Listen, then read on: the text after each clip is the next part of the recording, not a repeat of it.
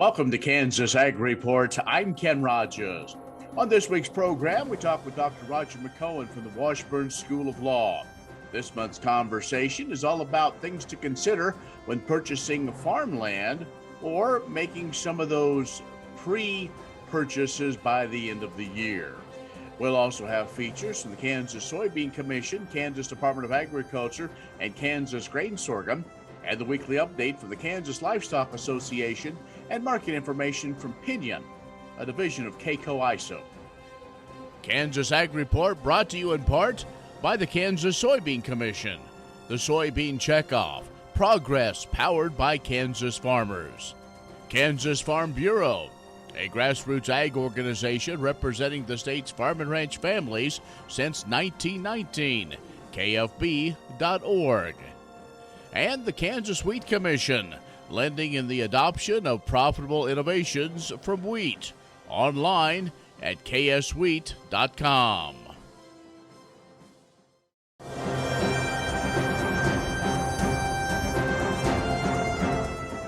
In agricultural news from agview.net, both U.S. beef and pork exports are on record pace, at least through September. That according to the U.S. Meat Export Federation. Beef exports posted one of the best months on record in September, 123,600 metric tons. That's up 20% from a year ago, and the fourth largest volume of the post-BSE era. Now, for the first three quarters of 2021, beef exports increased 18% from a year ago to 1.08 million metric tons. That value, $7.58 billion. That's up more than $2 billion from the same period last year. Pork exports totaled 219,680 metric tons in September. That was down 1% from a year ago. And foods purchased at grocery stores were exempt from sales tax in 57% of U.S. counties in 2019. That information coming from the USDA Economic Research Service. Over the last few days, we know that two candidates running for governor, current Governor Laura Kelly and Attorney General Derek Schmidt, have both called for a reduction of the sales tax on food in Kansas. I'm sure there will be more discussion on this topic as the campaign trail continues to heat up. You can find more on these and other ag news stories at agview.net. Stay with us. Kansas Ag Report brought to you in part by Kansas Grain Sorghum, growers working together.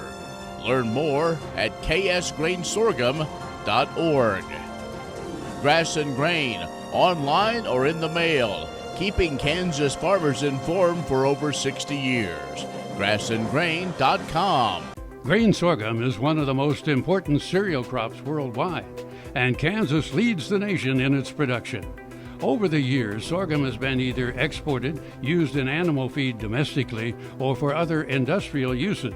Recently, its use in the ethanol market has seen tremendous growth, with 30% of domestic sorghum typically going to ethanol production. Kansas Grain Sorghum is committed to sorghum research, market development, and education. Learn more at ksgrainsorghum.org.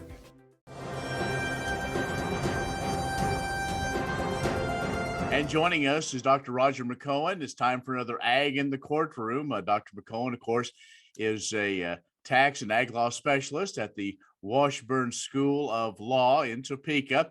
Dr. McEowen, in fact, you're even on the road this time of the year. You do a lot of tax schools, and we're going to talk about some tax implications throughout this whole process. But first off, hello, can you believe we made it to November already? Yeah, we sure have, and it's this year is about gone. It's hard to believe, but you're right. I am in the midst of doing a bunch of tax seminars across the state of Kansas. I've already made the western swing, and I'm in Salina this evening. Finished day one in Salina today, and have day two in Salina tomorrow before moving on to Lawrence.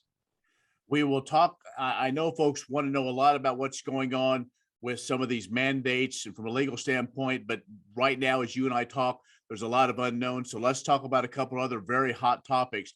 This first segment, we're going to talk about farmland and folks purchasing farmland. There's a lot of things to consider if you're in the market or need or want to purchase, say, that piece of ground close to your current operation?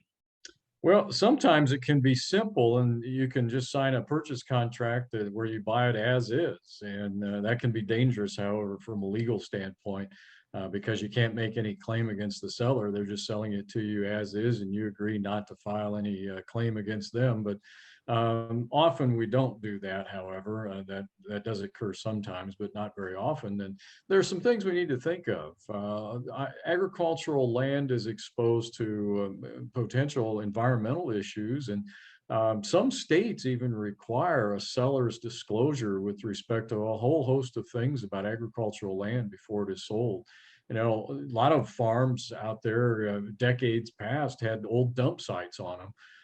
Before a lot of the environmental laws in the 1970s were even enacted. And so one of the big concerns out there is CERCLA, the Comprehensive Environmental Response Compensation Liability Act, or the Superfund law.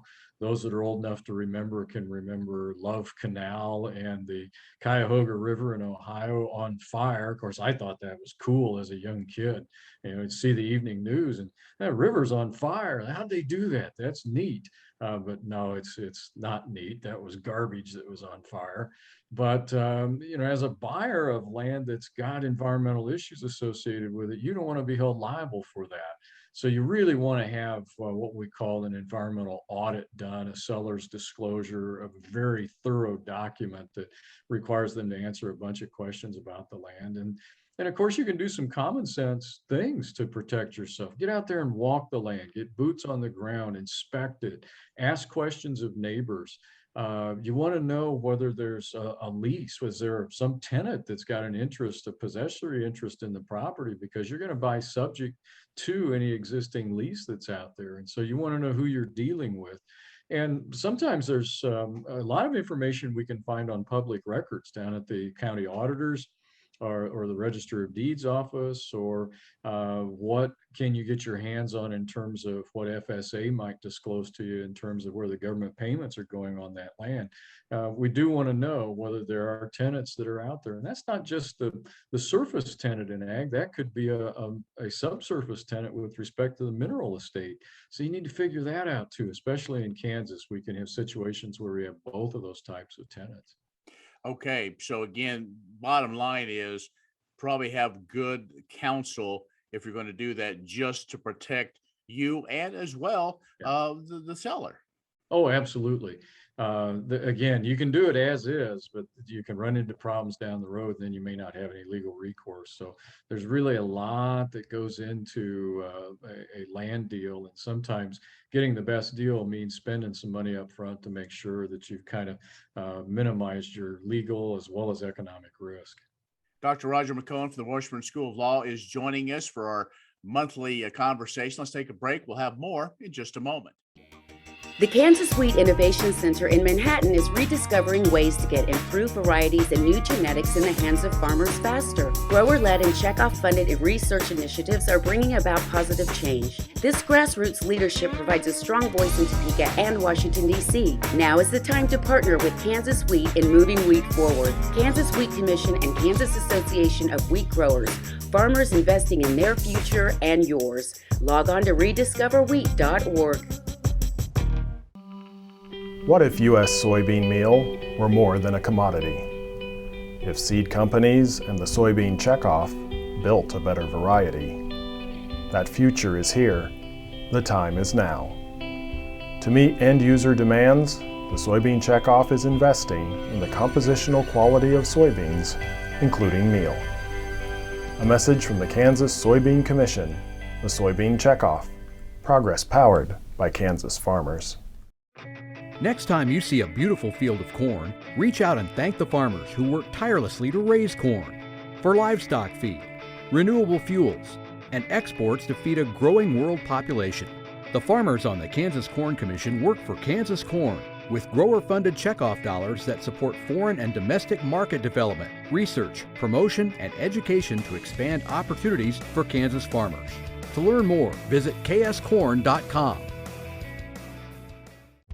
Many seed companies claim to offer the latest genetics, But how many have tested those genetics in soils just like yours? The Oldie Seed Know to Grow research program has fully tested the latest seed genetics in soils that are right in your neighborhood. The Oldie Seed Know to Grow program can recommend the best performing hybrids from technologies like Enlist, Extend, and LibertyLink that will optimize the yield and profit of every acre on your farm. Contact Oldie Seed today.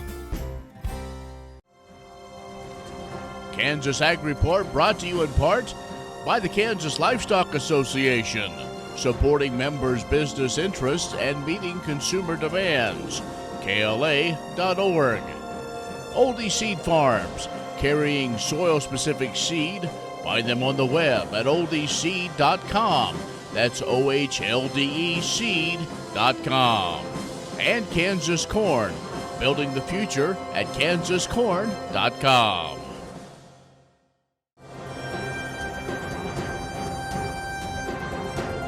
Dr. Roger McEowen from the Washburn School of Law is joining us, and we're talking a lot about taxes and tax implications. And Dr. McEowen, of course, this time of the year, as farmers are looking at what their possible income might be for the year, a lot of times we do some offsets, do some pre-purchasing. By the end of the year, there are a few things to look out for when it comes to some prepayment, looking at next year's crops. Yeah, that's right. For a farmer that's on the cash method of accounting, and that's the bulk of farmers and ranchers, what you can do as a tax planning technique is to increase your deductions in the current year by prepaying next year's inputs, your feed, seed, fertilizer bill. Go ahead and buy those inputs this fall, take the deduction in this current tax year, and then use those over the next 12 months. And that is permissible for farmers and ranchers to do that, if it's done correctly. And that's the key point. It has to be done correctly.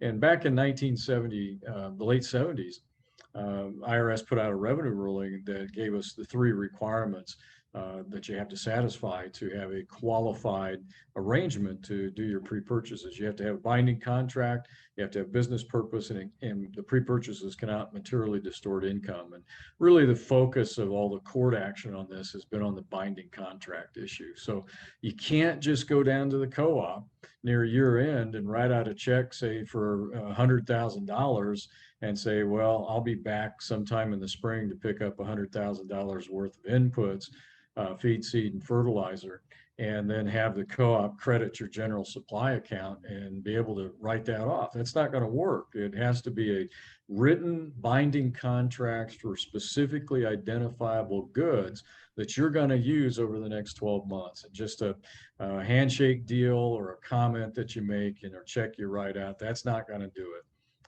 And of course, you got to have a business purpose, but that's pretty easy to satisfy. I mean, you give a Kansas farmer or rancher about 8 seconds, they can come up with a business purpose for just about anything that they do. So we really don't see any cases on that. It's the binding contract issue that's the big issue.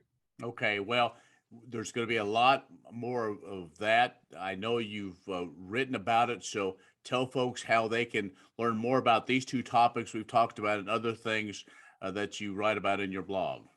This is all on my website, which is washburnlaw.edu/WALTR.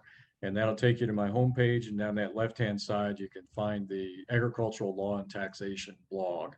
And there's also a way to sign up for email alerts when I add something to the blog also. All right, Dr. McEowen, as always, great to catch up with you. We can't wait to see what we come up for our next month conversation. So thanks a lot. Thank you, Ken. Dr. Roger McEowen from the Washburn School of Law has joined us. Stay with us. We'll have more in just a moment. What if sustainability were synonymous with U.S. soy?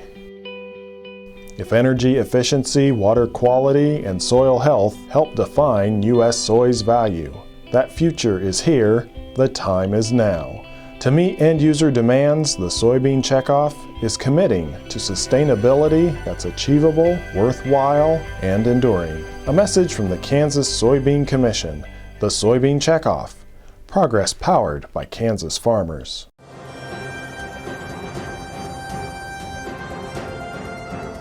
Here's what you need to know about the Infrastructure Investment and Jobs Act. The bill centered on investments across the U.S. to improve physical infrastructure, including bridges, railways, and broadband connectivity. The focus on road and bridge improvements include targeted funding for rural areas. The bill also puts a focus on funding for freight rail and inland waterways to improve efficiency of these transportation avenues. A pilot program to study the benefits of bio-based products in construction could also bring soy-based products into focus. Total funding comes to $1.2 trillion over 8 years when combining new spending on top of existing baseline spending. This bill has now been passed in the House of Representatives and Senate and should go to President for enactment.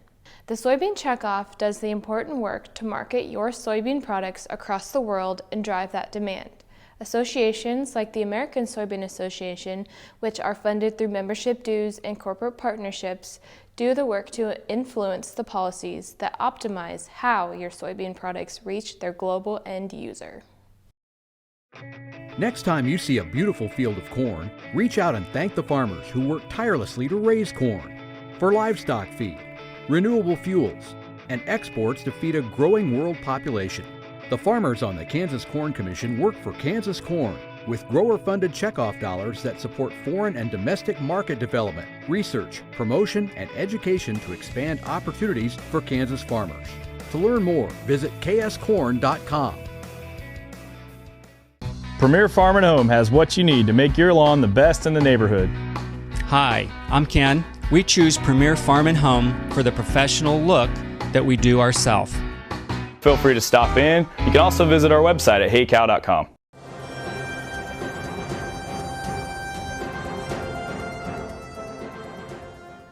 I'm Heather Lansdowne, the Director of Communications at the Kansas Department of Agriculture. Nearly every day I use numbers and statistics about Kansas Ag, and most of that data come from the Census of Agriculture by the USDA's National Agricultural Statistics Service, or NASS. The Census of Agriculture is a complete count of U.S. farms and ranches and the people who operate them. It's taken only once every 5 years, and the next census is coming up in 2022. So right now, NASS is working to ensure that all farms and ranches are included next year. So if you didn't receive the Census of Agriculture questionnaire during the last census in 2017, or if you are operating a new farm or ranch, please sign up to be counted in the 2022 Census of Agriculture. Not sure whether your farm qualifies? Even small plots of land, whether rural or urban, growing fruits, vegetables, or food animals count if $1,000 or more of those products were raised and sold during the census year. At KDA, we appreciate all those who participate in the Ag Census because we put the NASS data to work as we make policy decisions and advocate for projects and programs that can help ag sectors in Kansas.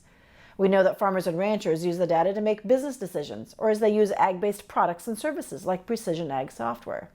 Researchers use NASS data to analyze trends and issues. State and local governments and organizations use NASS data to understand the vital economic role that agriculture plays in their communities. These are just a few of the many ways this data is critical to the future of Kansas agriculture. So sign up to be counted, and we'll reach out to you in 2022 when it's time to complete the Ag Census. We are glad to work with USDA and NASS in their mission to provide timely, accurate, and useful statistics in service to U.S. agriculture. Many seed companies claim to offer the latest genetics, but how many have tested those genetics in soils just like yours? The Oldie Seed Know to Grow research program has fully tested the latest seed genetics in soils that are right in your neighborhood. The Oldie Seed Know to Grow program can recommend the best performing hybrids from technologies like Enlist, Extend, and Liberty Link that will optimize the yield and profit of every acre on your farm. Contact Oldie Seed today. According to USDA, sorghum harvest in Kansas is nearly wrapping up with 78% of the grain out of the field by early November. We caught up with Kent Winter, a farmer in Andale, to discuss this year's crop. So far we're having a really good harvest. On what we're just cutting here, this is double crop actually. Double crop grain sorghum behind wheat that we no-tilled in. And I think it's running between 60 and 70 on this. Part of our natural rotation is part of our diversity mix that we, when we change our ground around, rotate our crops. On the full season milo, it's been ranging a minimum of 100 bushels up to around 125 bushels an acre so far, and that's most of what I have left to harvest is full season stuff. We had several periods of dryness during the growing season.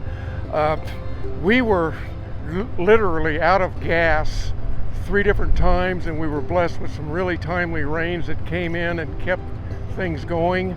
And timely rains are a timely theme as the Kansas Water Office is set to hold the state's annual water conference, sponsored in part by the Kansas Grain Sorghum Commission. You can register for the virtual program and hear more from Kent and sorghum stakeholders about DropXL research to optimize milo yields in years of drought stress. Just head over to kwo.ks.gov for more info. Myself, I've got about 3 days of harvesting left, and I hope to get most of that accomplished before the next set of rain chances comes in. For Kansas Grain Sorghum, this is Adam York. Grain sorghum is one of the most important cereal crops worldwide, and Kansas leads the nation in its production. Over the years, sorghum has been either exported, used in animal feed domestically, or for other industrial uses. Recently, its use in the ethanol market has seen tremendous growth, with 30% of domestic sorghum typically going to ethanol production. Kansas Grain Sorghum is committed to sorghum research, market development, and education. Learn more at ksgrainsorghum.org.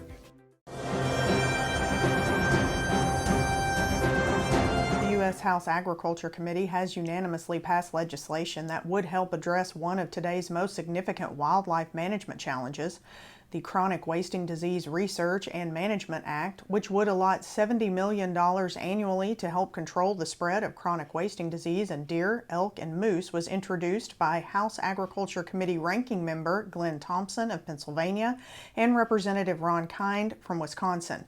The funding specifically would aid state and tribal efforts in developing and implementing mitigation strategies, as well as support research centered around detection, transmission, testing, genetic resistance, harvest management, and emergence factors.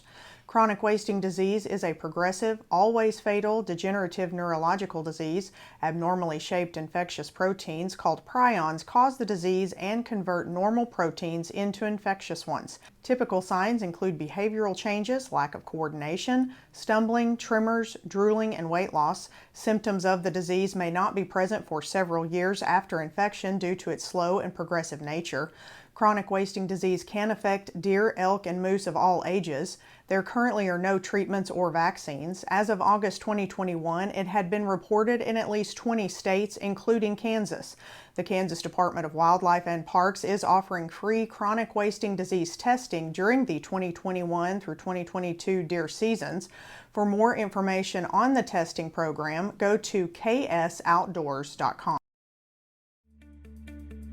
No one plans to get sick or injured. But when life happens, it's important you and your family are protected. Kansas Farm Bureau health plans are there to provide continued health care coverage to meet your needs. Choose from a broad range of individual and family plans. And if you're over 65, we have options for you too. Learn more at kfbhealthplans.com or contact a Farm Bureau Financial Services agent near you. Premier Farm and Home has what you need to make your lawn the best in the neighborhood. Hi, I'm Ken. We choose Premier Farm and Home for the professional look that we do ourselves. Feel free to stop in. You can also visit our website at heycow.com.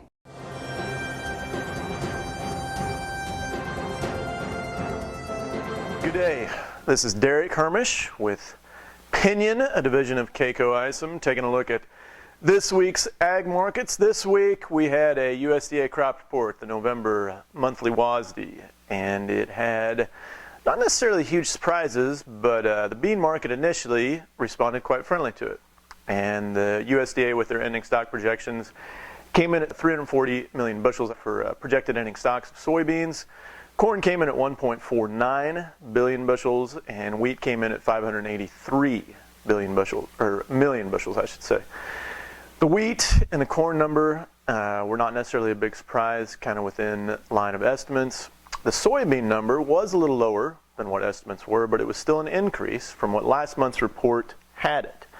And what that means is our bean ending stock projections are still increasing, and it is not a friendly environment when you look at it that way.